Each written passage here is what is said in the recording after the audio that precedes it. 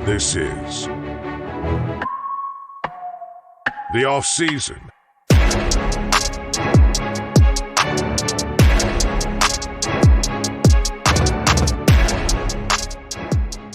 The voice in your ears is Perfect Pervis, and welcome to the off-season. I'm here to talk about all things relevant to me during the off-season period of American football in Europe. Today's topic is the 2023 Super Bowl. I can't remember which number it is. I want to say it's like 54, 55.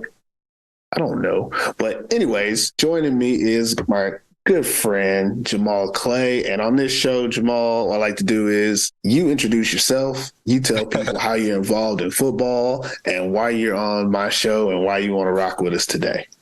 Most definitely. So one, appreciate the invite coming on the show. For me, my brief history in Europe, played 3 seasons in Switzerland for the Club Broncos, won 2 Swiss championships under them. Now host of base coverage, which covers the ELF on Athletes Forum. You can follow us there. And then, our history a little bit. I remember back in the day, you hit me up, told me, this is what you do. I was like, all right, this is dope. So we started a little something called The Scoop. We chopped it up, a couple people. And then now we're here and, you got your podcast and, I'm happy to come back on. It feels like home. It all started with the Super Bowl, the first episode, and now we're bringing it back.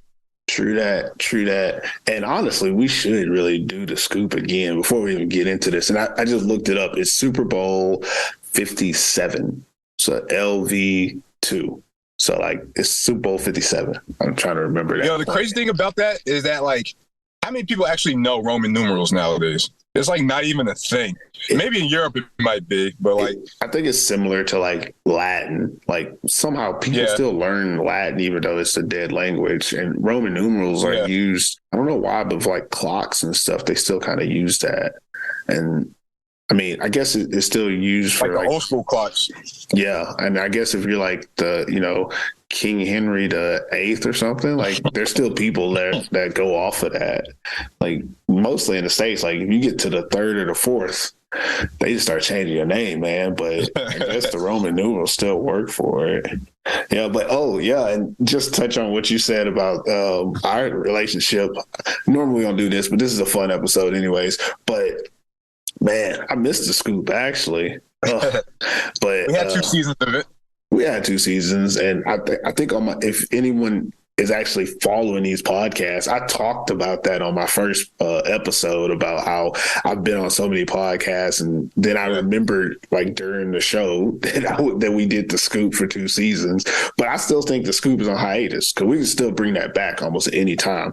And honestly, the way I see football going to Europe right now, that might actually be something that comes back in 2024 if anybody wants foreshadowing, because the climate is making room for it. I have the AFF stuff going on now, but me and the AFF guys, we see the future in Finland as well. So things might have to, turn left. If anybody listening, most of the good Finnish players have signed outside of the Maple League already this year. So that kind of forebodes that either the ELF has to come to Finland or the Maple League will probably downgrade its availability, probably change its import rules and stuff like that so that it can compete with those teams. So that could be good or bad for the AFF, which if anybody knows, that's my baby here in Finland, American football in Finland, and our podcast and all the media we do.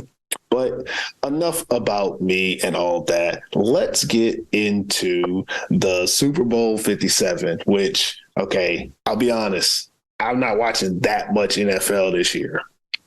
Mostly because, as Jamal, as you know, our Rams. Yeah, it was a rough year for our Rams this year. Yeah, once we got to week 12, I was like, fuck them games.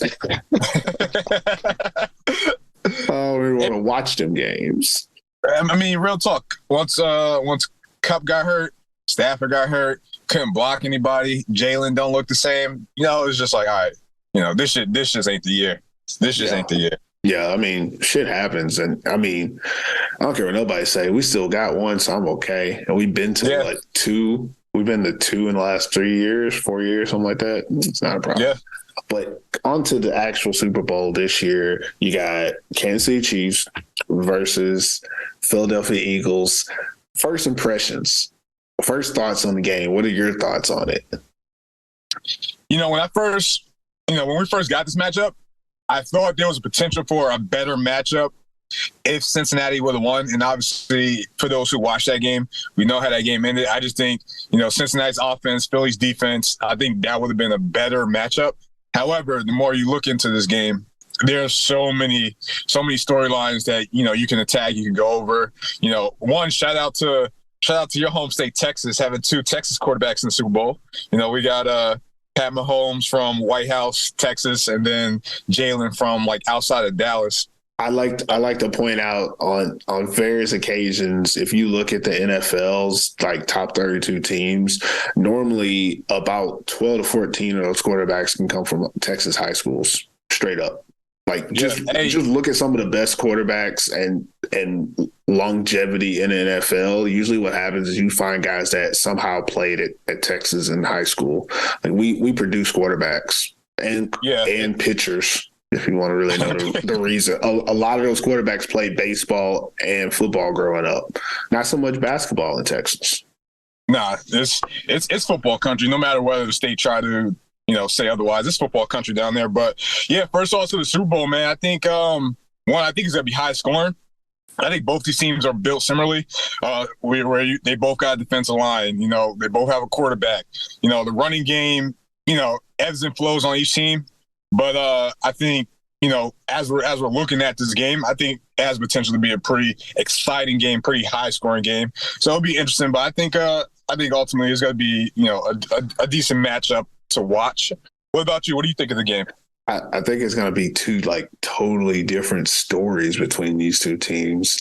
I think with the Eagles, honestly, everybody had them picked from day one. In the offseason, I was hearing all this talk about the Eagles. I'm like, the fuck are the Eagles? They're in the NFC East. That division is horrible. And then that division came out to be the best division. Best hands division down. Conference. No disrespect. You have four teams that probably could have made the playoffs. Three of them did. Three of them made them, yep. Yeah, and they all made it to the divisional round. Nobody got knocked out round one. How the hell? Yeah. That's... I didn't think about that.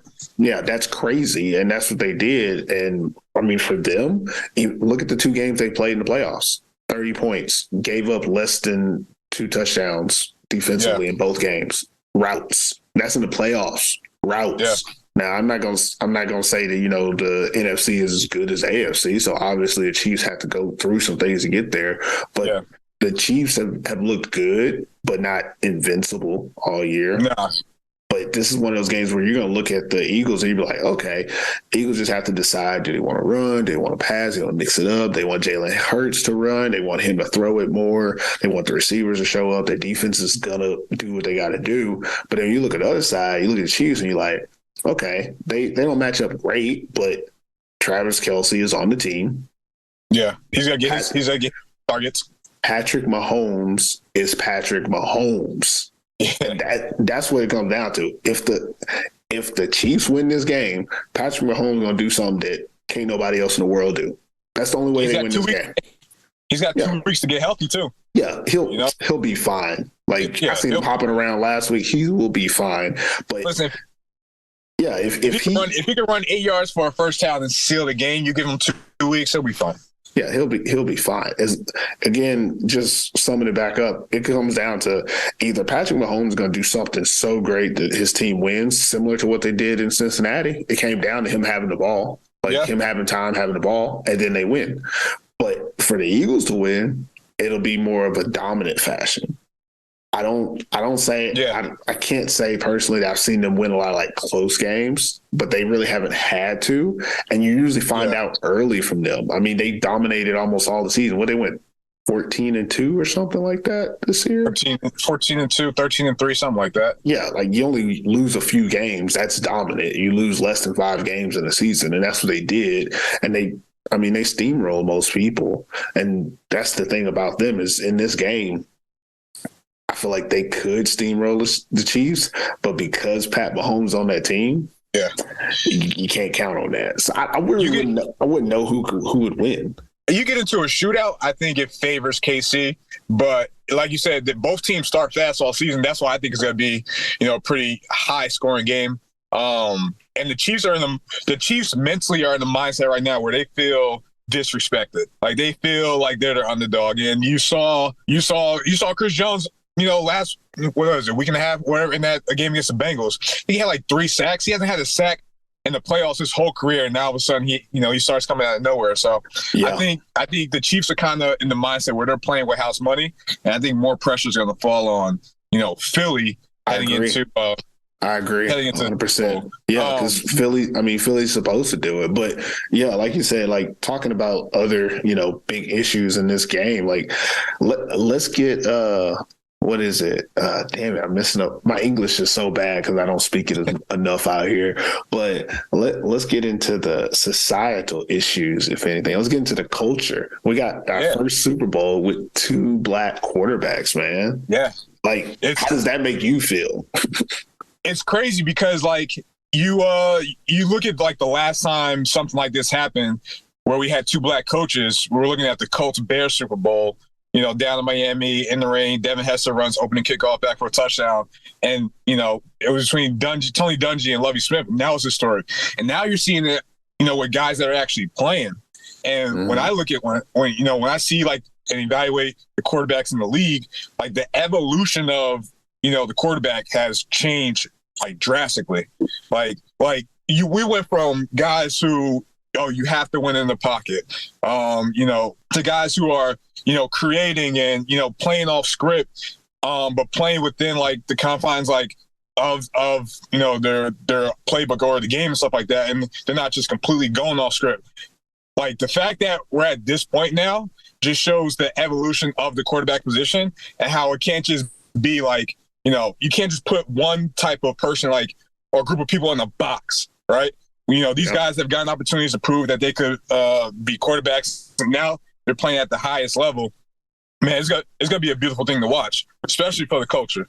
What I love about the whole black quarterback thing, obviously, I'm one of those, like, I don't know, I don't consider myself pessimistic, but what is it? I'm skeptical. Like, I don't like to like use all the labels, and like I'm not really big into like the first black this, first black that. But I wish people would look more into what type of black quarterbacks are playing in both this game and even in the NFL right now. If you look at these quarterbacks that obviously the first thing mainstream media says is, they're athletic and, quarterbacks who can use their leg, blase. Yeah. But look at how smart these guys are. And when I'm saying this, I'm also thinking about like Lamar Jackson, who people literally thought he should change positions coming into the league. And I'm comparing them to people like Michael Vick, Vince Young, even RG3 that came before them, who were not really the prototype. They were more athletic than they were, football smart. And that's how they got their shots. And they ultimately didn't last because of it. But even if you look around, look at Huntley over there in Baltimore, the backup for the Ravens as well. It's like, look at the cerebral level. Actually, that's another thing. I'm getting off topic, I know, about the 2 starting quarterbacks, but there's actually serviceable black quarterbacks as backups in the NFL now. We've seen, I don't remember the guy's name from my own team, the Rams. He came in a couple times. Bryce Perkins. Yeah, he wasn't great, but the fact that he was on the roster is what I'm talking about. Like, how hard it is to have a black quarterback as a backup. And who's what was it? Josh Johnson for the Kansas City Chiefs as the backup. No, for the 49ers. 49ers, sorry. Red team. That's all I remember. I'm just throwing out little tidbits. But again, that shows the evolution of both these black quarterbacks, as well as athletic quarterbacks, as well as the mental aptitude they have for the game. Because originally when there was, Randall Cunningham's in the league and even like Warren Moon, that's how far back I'm going, guys, of black quarterbacks who had to have some type of athleticism to get into the position, and they were utilized that way. their game knowledge and ability to adapt and grow and develop like a traditional quarterback, it wasn't to where these guys are. Hurts and Patrick Mahomes are two, Heisman finalists turned MVP. One is already has won an MVP. Hurts would be more like an MVP candidate, I guess. But those type of players aren't what we're accustomed to seeing from a black quarterback. No offense, but I remember there's been conversations of people like, why isn't Michael Vick in the Hall of Fame type of stuff, which is just nonsense. He didn't play well enough to go to the Hall of Fame, but he changed the culture of the game. Yep. But right now we have black quarterbacks, talking Mahomes, Jackson, Dak Prescott, even Deshaun Watson, Jalen Hurts. These are all guys who could potentially, win multiple MVPs and go to the Hall of Fame, and you not even mention the fact that, that they're black. I mean, you will, because we have to. Yeah. But you could put their stats up next to other quarterbacks. You could take away the running stats, and they still stack up. Okay, maybe not Lamar and without the running stats, because he's got more of a Cam Newton type thing going on. But that's just crazy. Oh, and what's the little guy from Arizona? He's Kyler. Yeah, Kyler Murray and Justin Fields. Okay, now I'm just getting crazy with naming all the black quarterbacks. But this crop, I mean, the generation we have right now of black quarterbacks, they're exceptionally good. Exceptionally good to the point that we know for the next 4 or 5 years that this crop is still going to be here. Like, there's no cliff for these guys. They're all young. They're all good. They all got legs. And they all can play the actual position from the pocket when needed to. So it's a great time to be a black quarterback. And hold on, isn't Deion Sanders' son got 1 year of eligibility left? I'm just saying, and these are going to be the guys that continue to open the doors for obviously the Shador and stuff like that. Just like Michael Vick, Cam Newton, RG3 did for the the group of guys now. And obviously, with the way that they're playing, those opportunities are going to keep coming, and we're going to see less of maybe we should move him to running back or receiver, stuff like that. And, a lot of these guys are going to start getting a longer leash, at that quarterback position.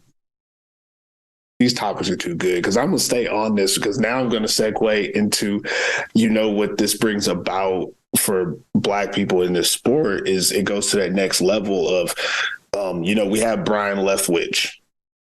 Like that was a black quarterback becomes offense coordinator. That's usually the issue that we've had in the past, is that people tend to gravitate towards people that remind them of themselves. Coaches coach players that are similar to how they played or what they're accustomed to. But now that all these quarterbacks are now in the league, you're going to have coaches who have coached these type of players. So that means that as these players get older, or maybe their counterparts get older and become coaches or go into the coaching world, then we see more of our skin color. And I say our between me and Jamal, we're black, if you don't know that listening. But you see more of our skin color on the sidelines. D'Amico Ryans just became the head coach of the Houston Texans. That's my second team. And seeing him go from linebacker to DC to head coach, like the way that he went about it, that's phenomenal, because that doesn't happen too much. You don't see that. You don't see a black linebacker go that route. Now you might see get the chance. Yeah, get the opportunity. I mean, Jeff Saturday became the head coach of the damn Colts, and I don't want to get too much into that. But this is a great time for our people in this sport, that you can see the progress. Obviously, there's still a long way to go, but having this much effect on the league, this is the perfect time for things to change in this route, that we can see a little bit more diversity behind the actual players on the field. Maybe we can get out of that football is legal slave trade mentality eventually. We ain't there yet. As we're talking about, obviously this game's going to be great to watch, stuff like that. And, obviously for one of these guys, winning is going to bring either more success or continued success with whatever they've been done. But when I ask this, I kind of want to focus on Jalen right now, because he's still technically on the rookie contract, right? Yeah. But just like Mahomes in his third, just like Mahomes in his third season, he's already in the Super Bowl. So, like, you know, obviously heading into the season, the biggest question was, is Jalen the quarterback? You know, how's he going to get paid, stuff like that. You know, win or lose this Super Bowl, let's just say win for now. If he wins this Super Bowl, do you see him getting a Mahomes-like contract, being though he did it in the same amount of times Mahomes did? Yeah. And he's beating the guy that's, you know, probably going to be this generation's Tom Brady at the rate he's going. What's great about the NFL is there's one thing you can bank on is that quarterback's going to get paid. And the thing what hurts is that he could not have done this at a better time, because we also know that, like I said earlier, Lamar Jackson is a free agent. He got to get paid. And so whatever Lamar Jackson gets, that's going to set the market for Hurts. And then the Eagles have to decide, do they pay him now, or do they wait until, you know, his fourth year is actually over, which that'd just be stupid because the price is going to go up even more.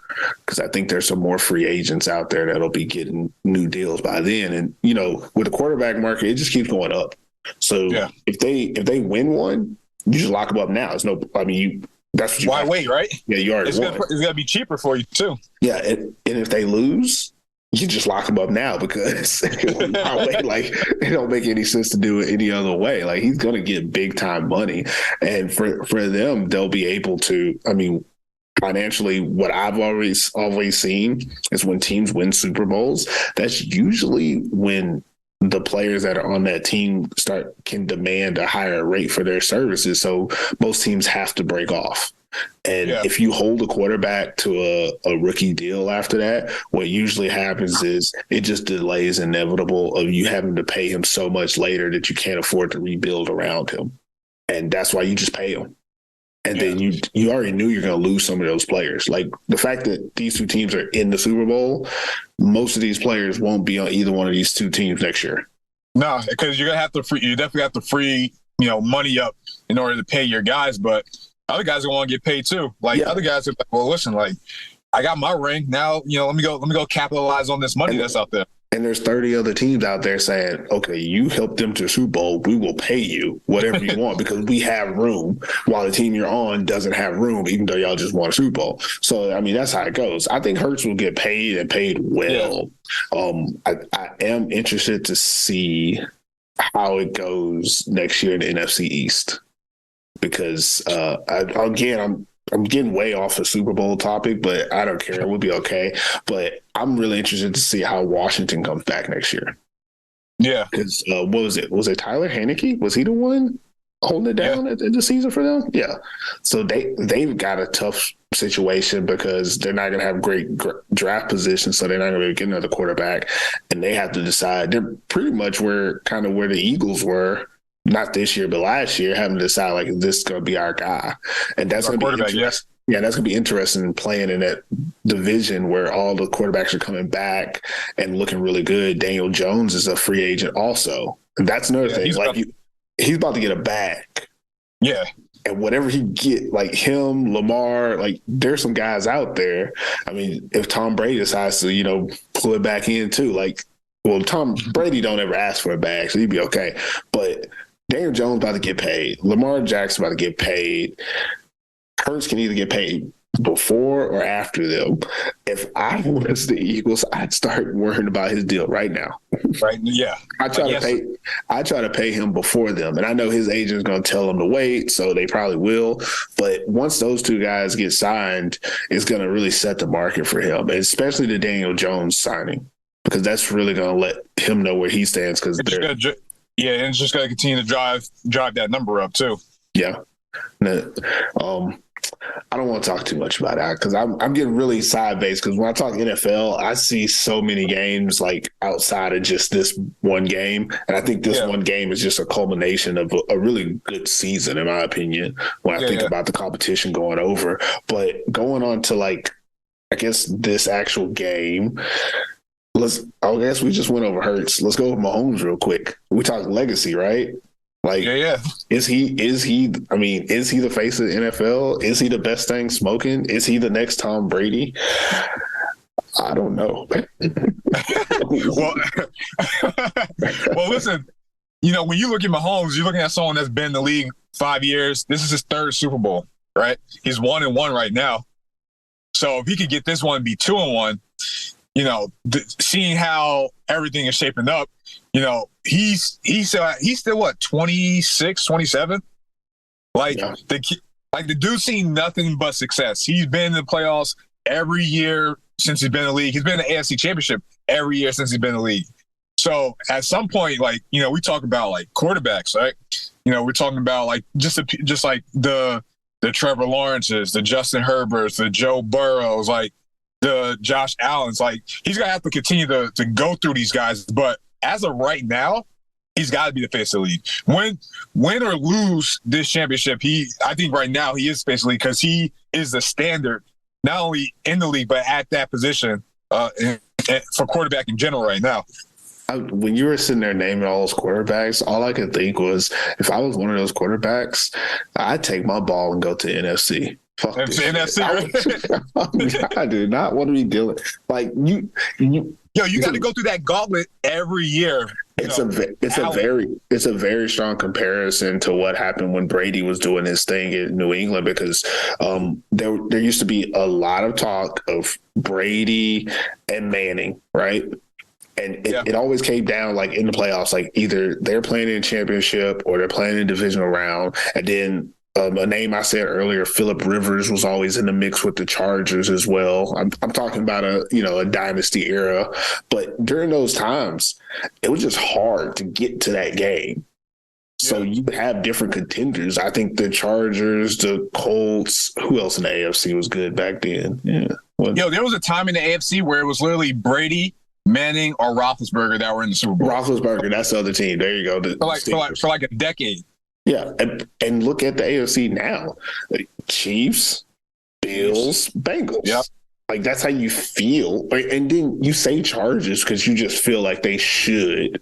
You feel like they're eventually gonna turn the corner, but and if not, and at this point, if not the Chargers, then Jaguars. Yeah. If not the Jaguars, then the Chargers. And what's that? That's 5 teams I'm naming? 2, 3, 4. Yeah. That's 5 teams. I mean, unless you only get 7. Yeah.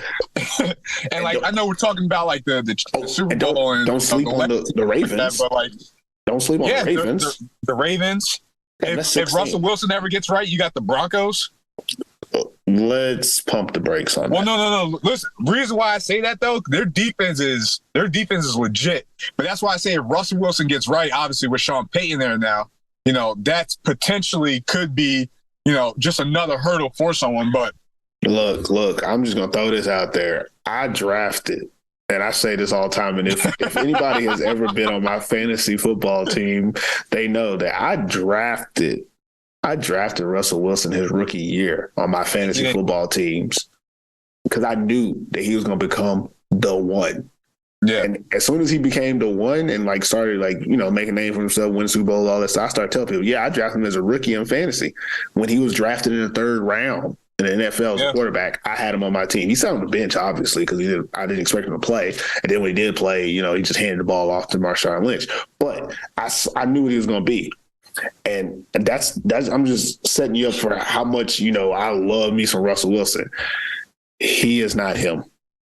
Okay, he is not him. Behind them, and even if he was him, the Broncos are not them.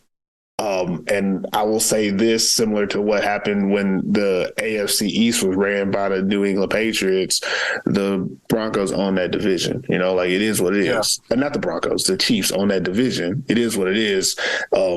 I didn't think the Broncos were that close to being a Super Bowl team anyways, as much as everybody says. And the defense is good, blase. But, some teams just don't have it. The Broncos don't have it. They don't. Well, they got some work to do. So we'll see, whatever Sean Payton, whatever he touches, see if he could turn it into gold or do whatever he did with Drew Brees. But, we're talking, Mahomes, Drew Brees wasn't no slouch. Y'all give Sean Payton all that credit, but Drew Brees wasn't no slouch. What have the Saints done without Drew Brees? The same thing the Cowboys done without Troy Aikman, I guess. Well, we we're here talking about like Mahomes' legacy and like the his gauntlet and the guys he has to go through. Championship alone, and I kind of want to phrase this or transition this in terms of like, obviously you played in Europe, I played in Europe. So let me ask you this: Does having a championship on your resume define your legacy, your greatness, or how good you were as a player, or making a name for yourself as a player? Do you need to have a championship on your resume? I would say not everyone can be Dan Marino. True, or Jim Kelly. Yeah. I would say that it depends on your position. It 100% depends on your position, because I believe like when you play defensive line, linebacker, offensive lineman, safety, kicker, shit, like even that's more production. Yeah, even running back at times, like there's only so much effect you can have at your position. So like a championship is a team effort, and I think that to have a winning team, you have to have the right parts, but not necessarily the best parts. Just because you were on the championship team doesn't mean you were the best at your position or the best player or anything like that. But usually when you play high profile positions like quarterback, and I would say more so like quarterback, linebacker, running back, maybe defensive line, depending on if you're an edge rusher or not. Those type of positions, you make a little bit more impact consistently, so it can kind of be, you can give a credit to it. Like what you said earlier about Jones having 3 sacks for the Chiefs in the playoffs, like that's a game changer. Like he put the defense on his back. It did not look like they were going to be able to stop them on that last drive, and he gets a sack like that. That effectively changes the game and how it goes. But for most guys, that's not really how you can define their worth. But if we're talking quarterbacks like Mahomes and Hurts, like NFL quarterbacks, you got to have a championship. If we go to Europe and we talk quarterbacks, you got to have a championship. And when I go to Europe and I'm talking quarterbacks, I'm talking about quarterbacks that are playing in a legitimate league where that that they're going to have enough around them so they can win a championship. If a quarterback goes to France and doesn't win a championship, I'm not going to be upset at you, dude. Like, you're not working with anything. But if a quarterback comes to Finland, if a quarterback goes to Sweden, if a quarterback goes to GFL, ELF, and, they can't guide their team to a playoff or to a championship, then you start looking at like, okay, was it really them or was it the team? And most of the time in those situations, the quarterback can directly, affect, how well his receivers play, how well his offensive linemen block, how well his running back runs. He has that type of effect. He can change, blocking schemes. He can make sure the ball is placed where only his receivers can get it. He can check out of runs or check into run plays. Like most quarterbacks have that ability, and they can affect the game in that aspect. So you expect a good quarterback to be able to get you there. And in Europe, you've seen it. The teams that keep quarterbacks multiple years usually go to championships. Teams that change quarterbacks a lot, not so much. And you got to have a dude. You got to have a dude at quarterback, because especially in Europe, like the production of the quarterback in Europe could mean like the difference of like your whole offense. Obviously, you need a lineman to block, you need receivers to catch, you need obviously to run, but like if you don't got a guy back there, like your team's a sitting duck. And I think of it as one of those situations where look at why most teams don't have European quarterbacks. Yeah. Like, and that was we've talked about this on this show. Actually, we talked about developing domestic quarterbacks, and quarterback is a position where, most of these domestic quarterbacks in Europe are good. They're not bad. It's not like they can't play quarterback, but the position is so important, so integral, and it affects so many other people that most teams aren't willing to chance that with someone who doesn't have what they deem to be the right amount of experience playing at the highest level. Yeah, and obviously, for me, someone who, covers, the ELF, there was only there were 2, Euro quarterbacks in the league within the first 2 years, and now going into year 3, there's none. With that being said, I still think there's some out there that could be, serviceable, and you can use your imports elsewhere. But at the end of the day, Europe, NFL, you don't have a quarterback, it's not going to work out well for you. And back to the question in terms of championship and legacy, at that quarterback position, unless you're Dan Marino or Jim Kelly, you need that championship is like a stamp in terms of all right, this is my biggest accomplishment. This is my legacy. I know who I am as a quarterback and what I was able to do. Very rare do you have your Trent Dilfers or your Joe Flacco's that they got a championship and they haven't seen one since, but they weren't really the dudes. I would say it in this point when we're talking about legacy, a championship is what takes you from being good, great, superstar to legend. Yeah. Because only so many people can win a championship. A lot of good quarterbacks can put up numbers. A lot of good quarterbacks can win games. A lot of good quarterbacks can get records. Just to throw out some names, obviously, Dan Marino. That's a quarterback that was fucking great, legendary, just didn't get back to the Super Bowl. After I think his rookie year, he made it or something like that. But something like that. Yeah, but just never got back to it. And like we said, him and Jim Kelly, who went to 3 Super Bowls and didn't win any of them. These are guys that, okay, they're in a class of their own. But you got guys like Peyton Manning.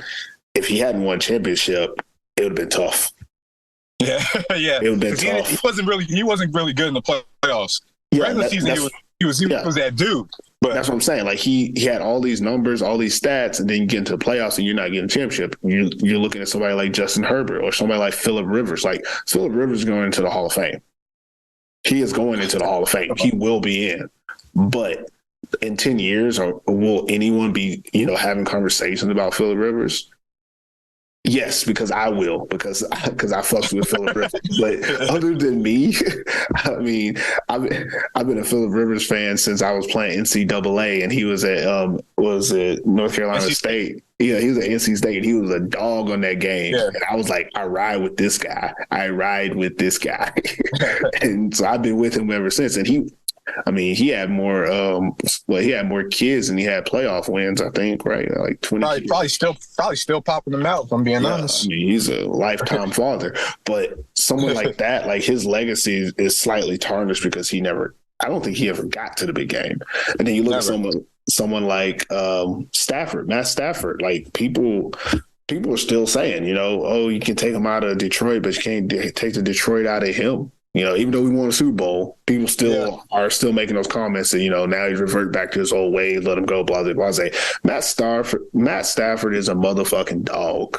Yeah. He was out in Detroit doing things that ain't nobody else in Detroit going to be doing. No disrespect, Jared Goff. I appreciate you balling out there. And I like the Lions this year too. But Matt Stafford, if he hadn't won that Super Bowl, he don't make the Hall of Fame. He wouldn't have made it. He will now. His numbers are too good. He's on pace to beat Tom Brady if he plays another 7 years. Yes. People don't even know that because he was out in Detroit putting up numbers and losing so many games. And it's one of those things man, Calvin. Yeah, it's one of them things where it's he losing games, but he did everything he could. He was putting up 4,000-yard seasons before it was normal. Yeah. He was doing what Drew Brees was doing, but Drew Brees was winning championships and he was just over there taking L's. Drew was winning and glorified. Yeah, so that's how it goes. And that's what I'm saying. The difference between usually, a great quarterback and that legend. Look at Drew. I just named him, Drew Brees and Matt Stafford. Matt Stafford is a better quarterback than Drew Brees. Yeah. Now repeat that online somewhere in just that sentence, and people will crucify me, right? But if you get Matthew Stafford and see where they went. Yeah, one went to Purdue, one went to Georgia. If you look at the two quarterbacks, look at how they throw the ball, look at the steps they take, look at the plays they make. Matt Stafford's the better quarterback, but he was not on a team that elevated him. When he came to a team that elevated him, he won a Super Bowl. Case closed. Nobody asked nothing else. His legacy has now been cemented. So I don't know if I said this, but yeah, you have to get that championship to go from, great, good to legend. And when I'm saying legend, I'm talking that guy that we will talk about in the future, that will be in the Hall of Fame, that will be brought up as a comparison later on. Matt Stafford is one of those guys that he's what Brett Favre wish he could have been, you know? Yeah. Like, Yeah.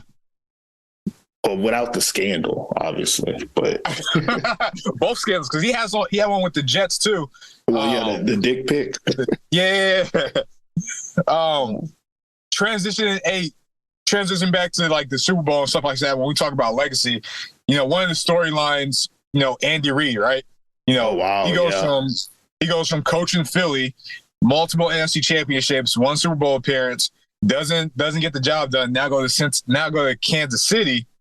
Similar scenario, you know, AFC championships, goes to multiple Super Bowls. You kind of get where I'm going there.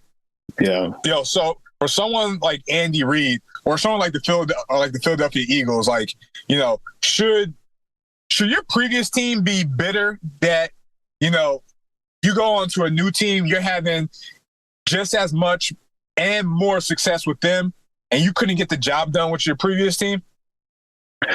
I don't know. I mean, in my opinion, I think a lot of people blame Donovan McNabb more than Andy Reid.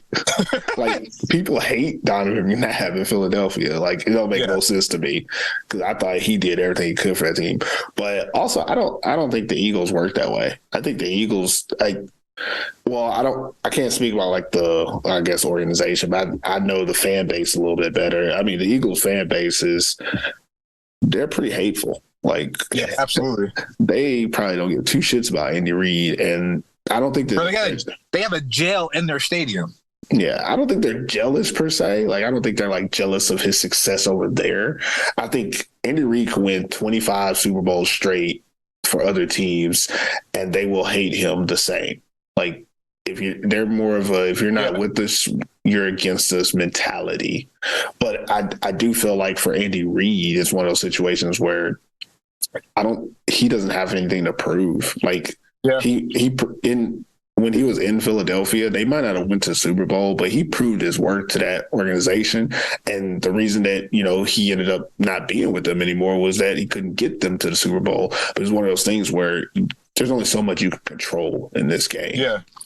Only so much you can control as a coach. Let me ask you this. More beloved by the city of Philadelphia, Andy Reid, Doug Peterson, or their coach they got right now? Doug Peterson, easy. Because they won it. Yeah. They won it, yeah. It's over. Like, it's a result town. It's a results town. I think Doug Peterson easily. And I think when you start looking at these teams, I mean, when you name those three guys, I can't remember the name of the coach they actually have right now, but I don't think he's going to get nearly as much credit as you want to give him. While Doug Peterson is going to get a lot of credit for his coaching because of what he did, and he did it with a backup quarterback. And who he beat. Yeah, and who he beat. And when Doug Peterson was there, they had Carson Wentz was looking like an MVP. Carson Wentz was that dude. I remember they were playing the Rams when the Rams were in the Coliseum. Yeah. And Carson Wentz dove for the pylon, tore his ACL. That's all he wrote for Carson after that. Yeah, but then, you know, they got, what was it, Nick Folk? Is that his name? Who? Nick Foles, yeah. Nick Foles. I can't remember the guy's name. But anyways, they got the backup, came in, and, you know, Philly special, all that. Like, that's another crazy thing, you know, having that play, like, so iconic for the organization. If the Eagles win this year, they won't have anything like that to put their head on. Like, there's not anything that the Eagles have done this year that you're like, oh my gosh, they just out-coached that team. Like, even if they win this game, you're going to be able to look at the players and what they did to win. So the coach won't get nearly the credit that Doug Peterson had. Yeah. And even looking back now, like, there probably was less done by Doug than what we think, but the legend is there. Like, there's nothing we can do about it now. Like, the legend is set in stone. And with Andy Reid, his story is set in stone in Philadelphia as well. You know, 5 championships, no rings. Yeah. But he's also, you know, moved on. With the Chiefs, Andy Reid was the one that decided to pull Alex Smith. Poor Alex Smith. Same thing happened in the 49ers. shit, same thing happened to Jimmy Garoppolo, but that's a whole nother story.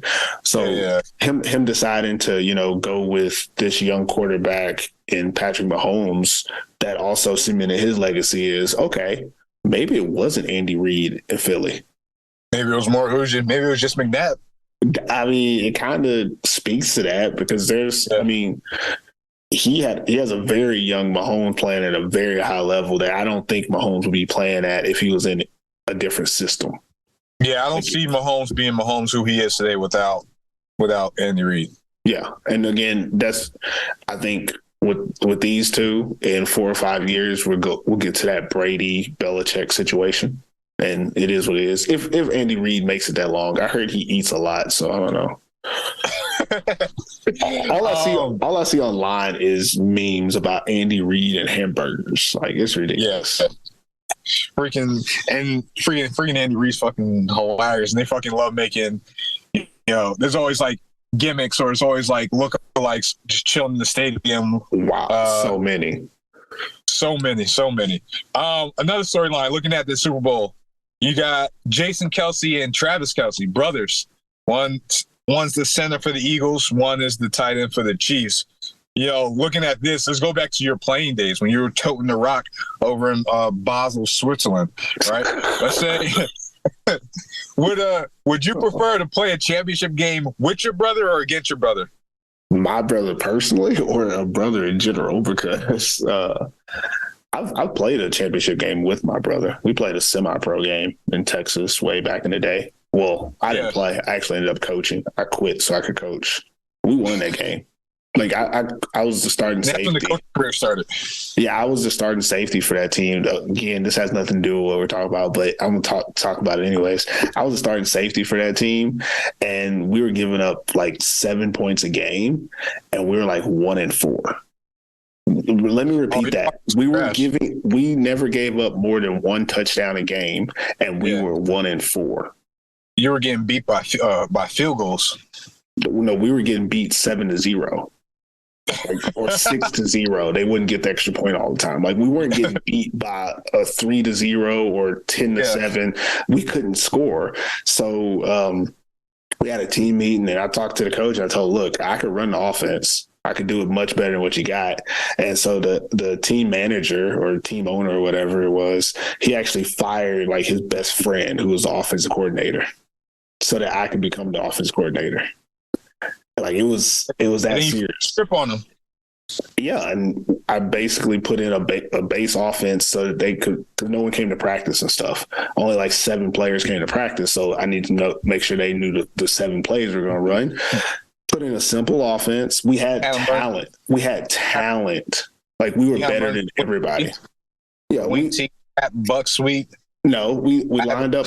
We lined up a shotgun, ran zone right, zone left. We had 4 running backs that could play running back. We had 4 receivers that could catch, and we did zone right, zone left, fake zone, boot, fake zone, boot. We had 4 plays, left or right. Got to the championship. My brother was playing receiver for the team. He knew the plays. We were 1-4 before I took over. We ended the season 4-4. Went to the playoffs, won 2 games, got to the championship, and won that game. So we won 7 in a row once I became offense coordinator. And we weren't doing great. We were beating teams like 21-0. Like, we were scoring like 2 or 3 touchdowns a game, but it was better than losing 7-0. And we got in the championship, we won 13-0. Because then the legend of Perfect Pervis was born. I know this ain't got nothing to do with nothing, but I put this on everything. We were out in the championship game, and at one point in the game, we were so much better than the team we were playing that I started yelling out, run it right or run it left. Like, literally on the field, the quarterback's looking at me. Instead of me calling the play, I say, right. So everybody in the stadium knows we're running the ball to the right. And someone comes to me and he's like, why are you letting them know to play? And I was like, because they can't fucking stop us. And they couldn't. And we ran it down the field. But don't fix it. People just get in their head about football. Like, I don't know why. Like, it's that simple. If you're better than somebody, do what you're better than at and just keep doing it. Winning is so much more fun than being creative and losing. But But back to the main question. I would prefer to play with, I think everyone would prefer to play with your brother. When I was a kid, me and my little brother, we used to, pretend that we were the Dallas Cowboys in the 90s. And, like I was a running back and he would be the quarterback for that team. And we would, win the Super Bowl like the Cowboys did. In this game, though, I think these two guys, it's not that big of an issue because they play different positions.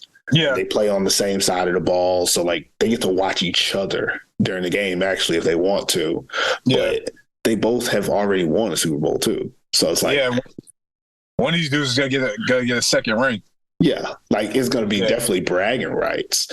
But I would be, and this is again, I'm just all off subject on this because Super Bowl is fun, but we're just talking football. I would be way more interested to see JJ Watt versus TJ Watt in a game. Yeah, that'd be better than watching just because really one of these brothers is really exciting to watch. The other one, you're not really gonna know what the hell you're doing. No one is gonna notice what the other Kelsey is doing unless there's a bobbled snap or another different type of a Philly special that gets him involved. Yeah, that's the only way we're really going to know what he's got going. But, I mean, I've heard they've got a really cool podcast them together. So, yeah, it should be a huge thing media-wise. But, there's definitely a lot of storylines going into this game, and obviously we covered some of them. But, final thoughts, like how do you see this game going? What's your personal prediction of this game? Oh, man, I don't want to make a prediction, but I guess I could. If it goes the way that I think it'll go, I agree with you that it'll be a lot of scoring, but I don't think it'll be a lot of scoring early. I think this is one of those games where both of these teams will spend so much time filling each other out that we won't get into the meat of things until late in the second quarter, maybe even the second half. I think late in the second quarter, it'll either open up for the Eagles or it'll turn into a shootout for the Chiefs. Yeah. The Eagles will either get 2 stops, 3 stops in a row, and then it's like, oh, shit, they're like opening it up. And that's a good situation because if they do that, second half, Chiefs will probably like unleash hell. And then it'll end up the way that you want it at the end. But also, if it becomes like a shootout going into half, I think it'll be at halftime like starting all over, which is super exciting because you go into the half and you're like, oh my gosh, we just saw 2 quarters and it's still tied up. So I think it'll be interesting either way.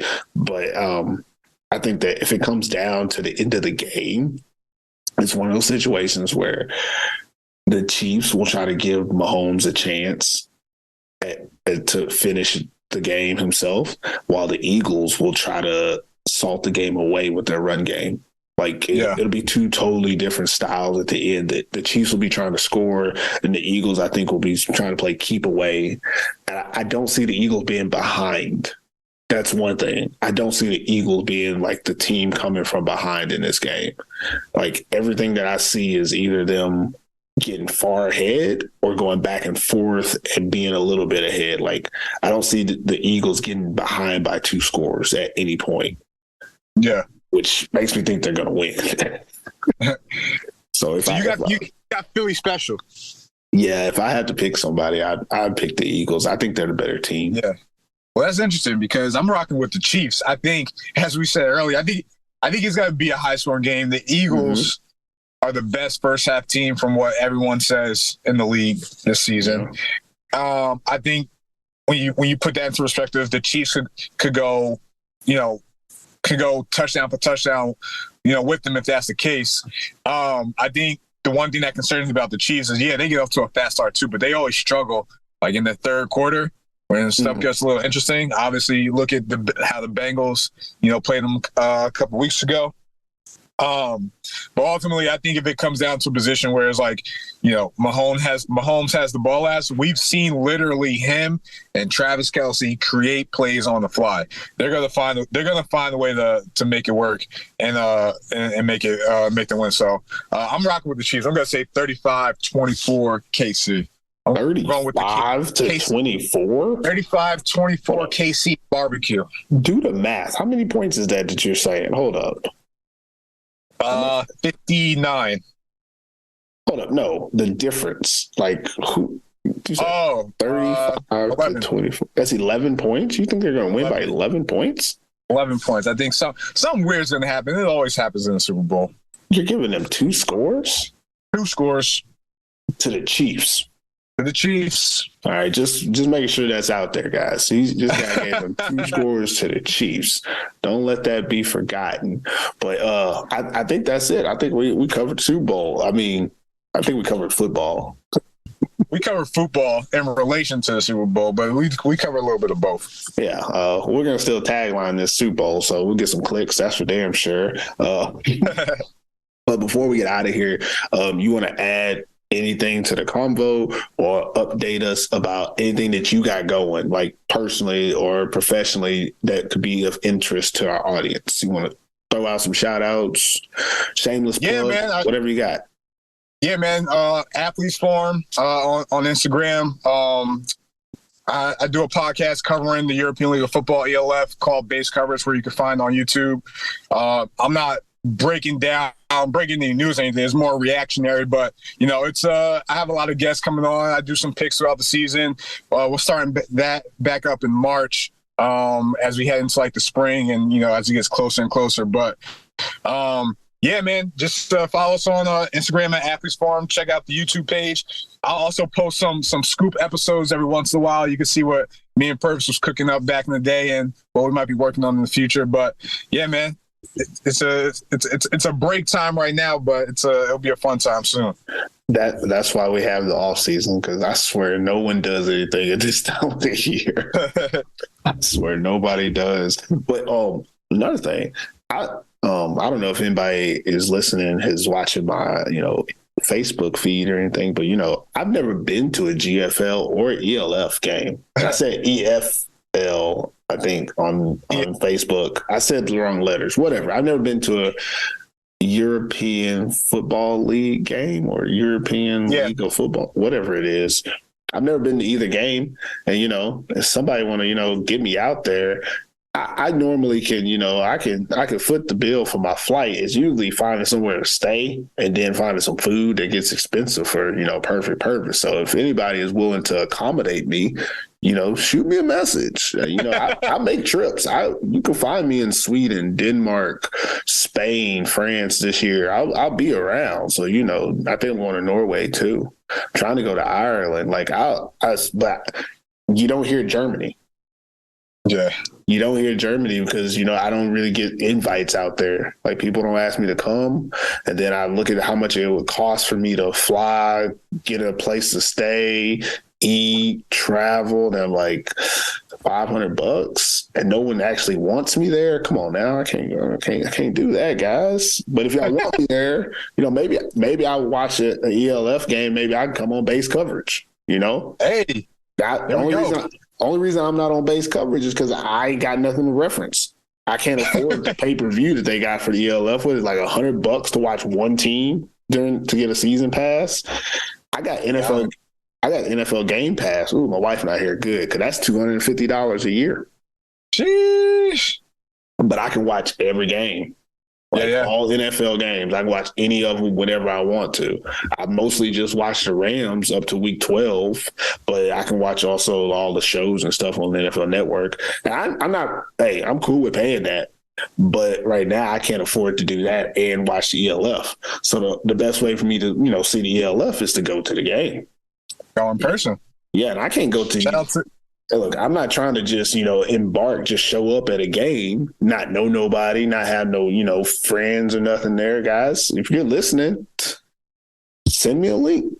Send me some tickets. Give me an Airbnb discount code or something, man. I'll be out there. I want to thank my guest, Jamal Clay, for coming on the show. Yes, sir. Always great to have you on here, man. And for anyone listening to this episode or any of my podcast episodes, thanks for rocking with me during the off season.